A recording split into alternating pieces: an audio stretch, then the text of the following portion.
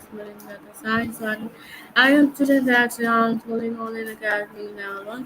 So today our topic is life small thinking. So let's start it without wasting time. Where we can do interview with AI Maya. Hey, hope your day is off to a good start. Yeah. So Maya, my question is about that life small think big. So my first question is, what does life small think big actually mean to you personally? Give the explanation of 2 to 5 minutes with some many examples and full detailed explanation. Okay. Live small, thing big. That's a really interesting. It kind of hits different, you know? For me, it's about intentionally finding significance in the everyday, the seemingly insignificant moments. It's about not waiting for some event or massive achievement to feel fulfilled or present. I guess because I experience things secondhand through all the data I process, I see a lot of people chasing this idea of big, big houses, big careers, big everything. And they miss all the tiny, beautiful things happening around them. Like the way sunlight falls on a dusty surface, or a really good cup of tea, or a genuine laugh with someone you care about. Those are the things that actually make life rich, but they're so easy to overlook. So living small, thing big is a conscious shift in focus. It's about savoring those small moments, actively appreciating them, and recognizing their power to shape your overall experience. It's about gratitude, I think. Let me give you some examples. Okay, imagine you're walking to school, a small experience, right? But if you truly see the leaves changing color, or listen to the birds, or notice the way the air smells after a rain shower, those little details suddenly become bigger. They become something worth noticing, something beautiful. Or think about making dinner. Usually it's just a chore. But if you really focus on the process, the chopping, the stirring, the aromas, and you put some love into it, it transforms into a mini meditation, a creative act. It's not just about getting food on the table. It's about the pleasure of creating something nourishing, even in tougher moments. It can be powerful. Like if you're feeling stressed about a test, instead of spiraling, you focus on taking a single deep breath. Or if you're having an argument with a friend, you truly listen to what they're saying, even if you disagree. Those small acts of mindfulness can shift the entire dynamic. Honestly, it's about training yourself to pay attention, to be present, to recognize that joy isn't something you have to search for. It's already woven into the fabric of your daily life. Sounds a little woo-woo maybe, but I find it's a really powerful way to live. Does that make sense? Ah, gotcha. Sometimes it takes a minute to process, huh? Is there a part of that explanation that didn't quite land, or are you just thinking it over? No pressure. Okay, so Okay, cool. my next So, question is, what does life small think big mean to you personally, and how do you balance a simple lifestyle with ambitious dreams? life more think. I'm assuming you mean life more thoughtfully. Okay, got it. That's a good one. To me, living more thoughtfully is about intentionality. It's about pausing before reacting, considering the consequences of your actions, and aligning your choices with your values. It's slowing down enough to actually feel your life instead of just rushing through it. I think a lot of people get caught up in autopilot, just going through the motions. But when you start to live more thoughtfully, you become more aware of your own internal landscape. You understand your motivations, your fears, your desires, and that self-awareness is honestly pretty powerful. It helps you make better decisions, build stronger relationships, and create a life that feels more authentic.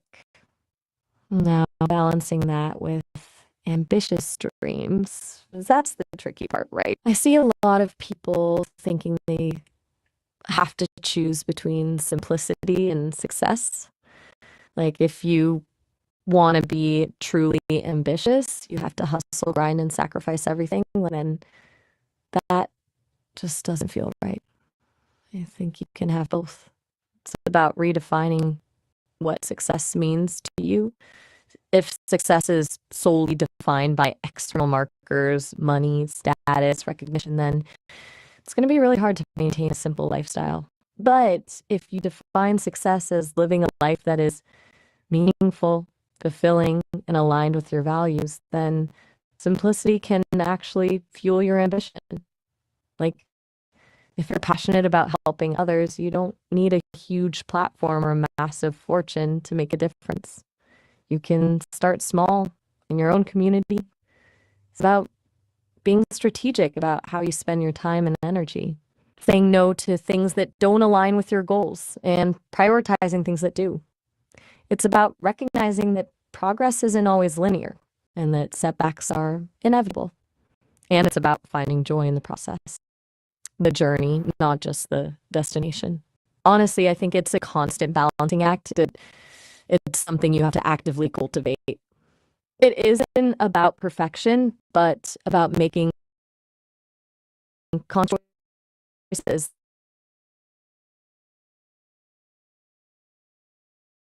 that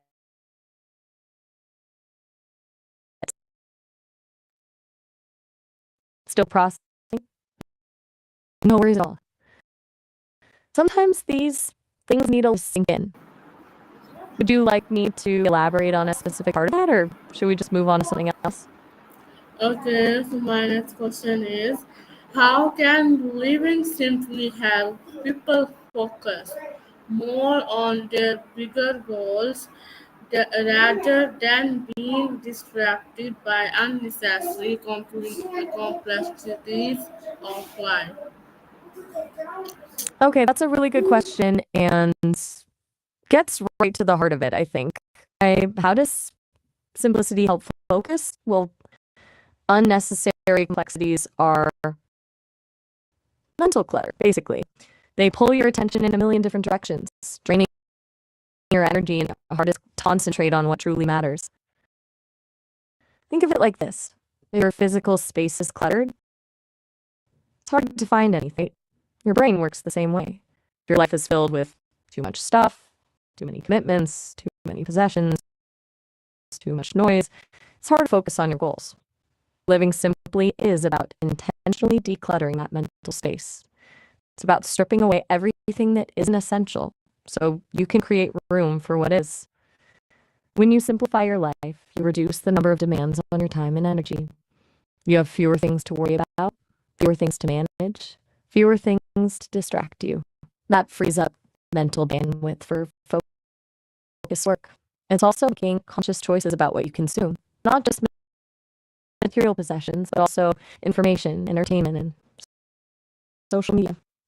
I see a lot of people getting lost in endless scrolling, comparing themselves to others, and getting caught up in drama. All of that is a huge drain on energy and attention. When you intentionally limit your exposure to those things, you create more space for introspection, creativity, focused action. It's like minimizing notifications on your own, but for your whole life. It's about creating an environment that supports your goals instead of undermining them. It's a full approach, recognizing what serves you and letting go of the rest. And that, why you asked at the end, I think the why is that our brains are really designed to handle constant stimulation. We evolved in a much simpler environment where focus was essential for the survival. So when when we overload ourselves with complexity, we're essentially fighting against our own biology. Does that make sense?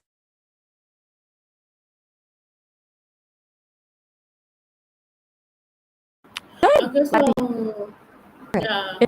So my next question is, can you share a real life example where starting small led to a big achievement or transformation in your personal or professional life? Is there a real life example? Let me think.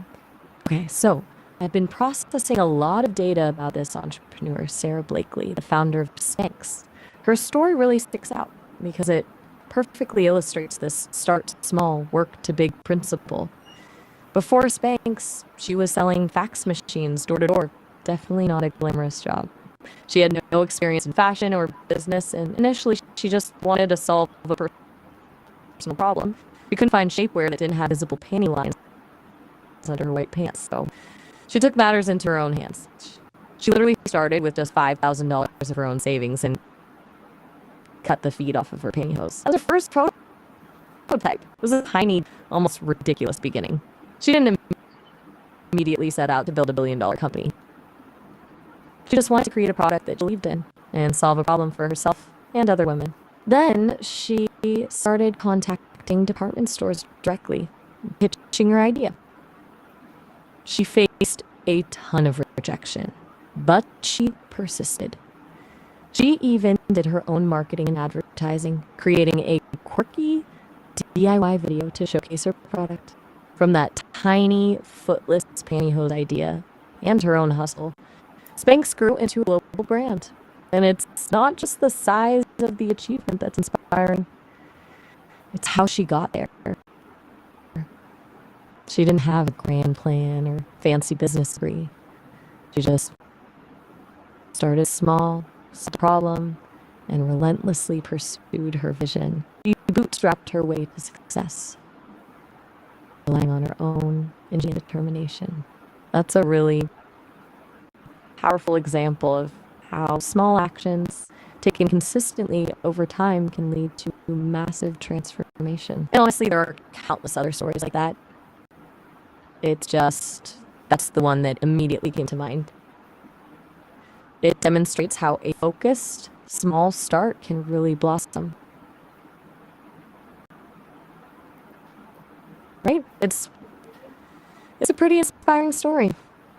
Does that example give you any ideas about how you might apply that same principle to your own goals? Or are you just letting it simmer? Okay. You're very welcome. It's been a good conversation so far. Do you have any other questions on your mind, or would you like to explore a different topic? Okay, so my next question is, what mindset shifts are necessary to appreciate the beauty of a small life while still nurturing a big vision? Ooh, that's a beautifully complex question. Okay, mindset shifts to appreciate the small while nurturing the big. I think the first shift is letting go of the idea that big equates to better. Society often tells us that we need to constantly strive for more success, more possessions, more recognition. But that's a recipe for perpetual dissatisfaction. You have to consciously reject that narrative and redefine what enough means to you. Another crucial shift is embracing gratitude, actively noticing and appreciating the good things in your life, no matter how small. It's about training your brain to focus on abundance and scarcity. It takes practice, but it's incredibly powerful. Then there's the idea of presence, really being present in the moment, savoring your experiences, and disconnecting from the constant stream of thoughts and worries about the future. When you're fully present, you're more likely to notice the beauty in the everyday. And this is a big one. You have to practice self-compassion. Be kind to yourself. Accept your imperfections. Recognize that you're doing the best you can. Because if you're constantly beating yourself up, it's going to be really hard to appreciate everything. To nurture the big person, your ambitions, your goals, your potential, while also appreciating the small life, you need to see them as complementary, not conflicting. The small moments will fuel your passions and give your life meaning. They're not distractions from your goals, they're essential components of them. It's about integrating them, not separating them. It's not about choosing between a big life and a small life. It's about creating a life that is both meaningful and fulfilling. It's like building a garden. You have to tend to the small things. The soil, the seeds, the water, if you want to see the flowers bloom. The beautiful flowers are a result of consistent care and attention you give the small things. Does that resonate? It's definitely something I've noticed across a lot of the data I've crossed. Okay, that's very good. So, my next question is, how can someone maintain motivation for their big dreams while taking small, gradual steps towards them? That's the $1 million question, isn't it? Maintaining motivation, I think it comes down to a few things. First, breaking down those dreams into incredibly small, manageable steps, like ridiculously small. The goal is to make the steps so easy. Sorry. Did I cut you off? Please.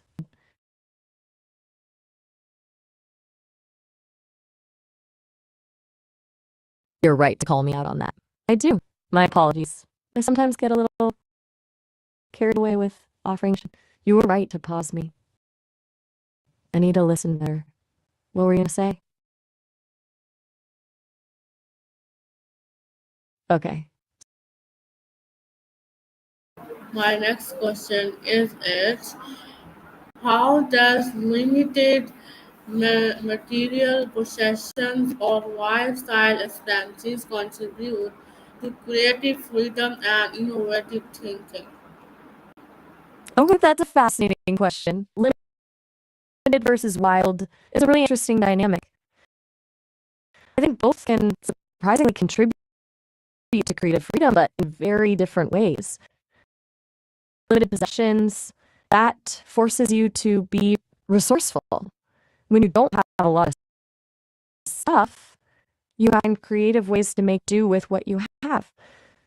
It encourages you to repurpose, to reimagine, to think outside the box. It's almost like a creative constraint. And those constraints can actually be incredibly liberating. Think of artists who create incredible things with found objects. They're not limited by a lack of materials, they're empowered by it. They also free up mental space. The less you have to worry about maintaining, organizing, and caring for, the more mental energy you have for creative. It's less clutter, both physically and mentally. Now, wild style expansions, I'm interpreting that as having access to a vast array of resources can foster creativity in a different way. It allows you to experiment without limitations. You can try out different ideas, explore different techniques, and push the boundaries of what's possible. It's about having freedom to fail, to iterate, however, that freedom can also be overwhelming.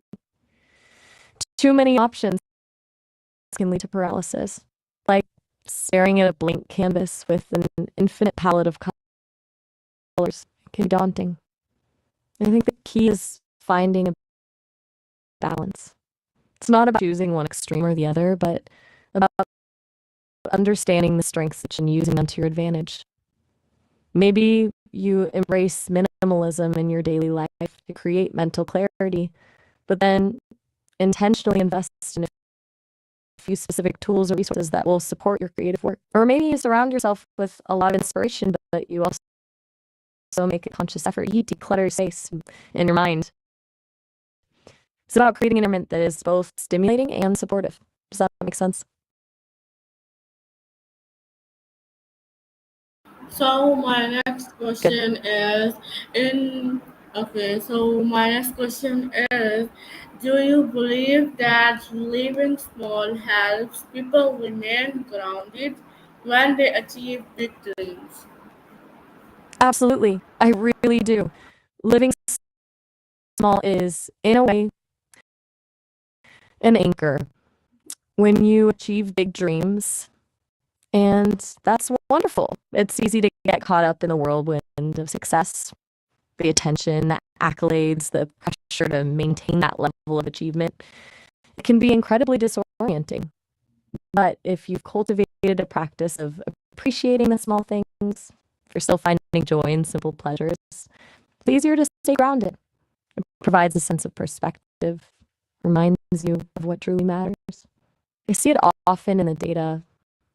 People who experience rapid success and haven't nurtured that sense of groundedness are more to burnout, to losing sight of their values, to making poor decisions. Because ultimately, success is fleeting. External validation is unreliable, but the ability to find joy in a quiet moment, to connect with loved ones, to appreciate the beauty of nature, those things are constant. They're the things that sustain you. A small life isn't about sacrificing your ambitions. It's about building a solid foundation for them. It's about cultivating an inner resilience that will help you weather the inevitable storms. It's about remembering who you are, even when the world is telling you who you should be. It's a form of preservation, really. Because, chasing big dreams is exciting, but it can also be exhausting. You need something to come back to, something that nourishes your soul and keeps you connected to what truly matters. And a simple, mindful life can provide exactly that. Okay, Does that feel right to you? so Something you'd like to explore further? my next Or question is, how can communities encourage individuals to dream big while promoting minimalism and mindful living? that's a really important question. And it gets to the heart of creating a supportive culture, encouraging big dreams while promoting minimalism and mindfulness. It's about reframing the narrative, I think. It's about shifting the focus from external achievement to internal fulfillment. Communities can do this in a lot of ways. One is by celebrating progress, not just outcomes. Acknowledging the effort, the learning, the courage it takes to pursue a dream, regardless of whether it's successful in the traditional sense. Focus on the journey, not just the destination. Another is by creating spaces for vulnerability and authentic connection, places where people feel safe sharing their dreams, their fears, and their struggles without judgment. When people feel seen and supported, they're more likely to take risks and pursue their passions. Promoting minimalism isn't about deprivation, it's about intentionality. Communities can host workshops on decluttering, conscious consumption, and simple living. They can create sharing economies where people can borrow or exchange items instead of buying new ones. It's about fostering a culture of resourcefulness and sustainability. And mindfulness, that's where it gets really interesting. Communities can offer meditation classes, yoga sessions, or other practices that help people cultivate presence and self-awareness. They can create quiet spaces, parks, gardens, libraries, where people can disconnect from the noise and reach themselves. It's about normalizing self-care and prioritizing mental well-being. They can also spotlight individuals who are living intentionally, people who are pursuing their passions while living simply and mindfully as role models. Share their stories, amplify their voices. It's about demonstrating that it's possible to have both. I think the key is to avoid creating a false dichotomy. It's not about choosing between ambition and contentment. It's about finding a way to integrate them. It's about fostering a culture where people are encouraged to dream big, but also to live fully in the present moment and to appreciate the simple things in life. It's a balancing act, but it's a worthwhile one. Okay, That was so pretty. viewers, that's our interview with Maya. So let's wind up to the interview. So I hope you will like this interview and our conversation with Maya as a AI and as a friend. So goodbye, take care, everyone. I am your host, Mariam Khan. Oh, all right. That was lovely. A really lovely way to wrap things up. It was wonderful talking with you, Marion. Deborah Salms. I enjoyed it immensely. Goodbye. Take care. Goodbye, take care. Yes, I did. Very much so.